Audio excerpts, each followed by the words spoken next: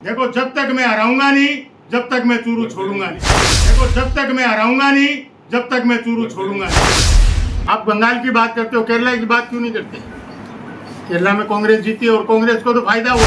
और एक मैं न्यूज देख रहा था कि राजेंद्र राठौड़ साहब ने उनको जिता दिया चुनाव। अरे राजेंद्र राठौड़ साहब, आप जीत नहीं सकते, वहां जाके चुनाव जिताएंगे? ये कहलाना क्या जरूरी है? भले मैं चुनाव नहीं जीतता लेकिन इनको बदमाशी नहीं करनी चाहिए।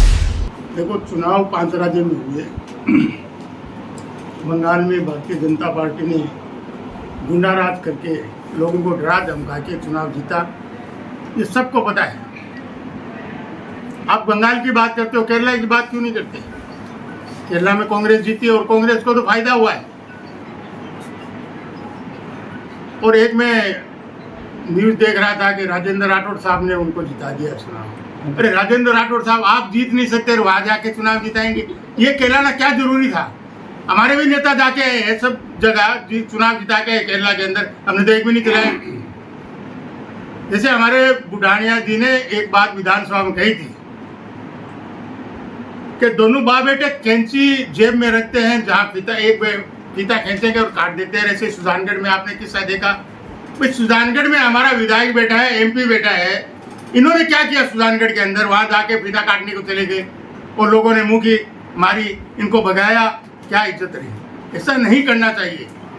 देखो यही लोकतंत्र की हत्या है। जब विधायक वहां है, कांग्रेस के चेयरमैन ने वहां काम करवाए और फीता काटने के लिए यहाँ के विधायक और हमारे राजेंद्र जी के बेटे वहां चले गए। और बेटे का क्या काम है भाई? उसका क्या सहयोग है? क्या सहयोग है उसका, बताओ आप? उसका नाम पट्टी पे लिख दिया, विधायक का नाम पट्टी पे नहीं है। ऐसा ही उन्होंने परसों चला दिया कि राजेंद्र राठौड़ जी के नेतृत्व में 8 विधायक आए, हम उनके नेतृत्व में हमारी जीत हुई। जीत तो पहले आप जीत के जाओ, बाद में करो। उन्होंने कहा था कि मैं कभी चुनाव नहीं हारूंगा, हार लिया, देख लिया। अब उनका अंत आ गया है और ऐसी न्यूज़ों से कुछ नहीं बटेगा। और मैं आपको बताना चाहता हूँ कि राजस्थान के अंदर बंगाल की स्थिति नहीं होने देंगे। हम मुकाबला करेंगे और कांग्रेस पार्टी यहाँ जीत के आएगी, ये आज आपको मैं बताता हूँ।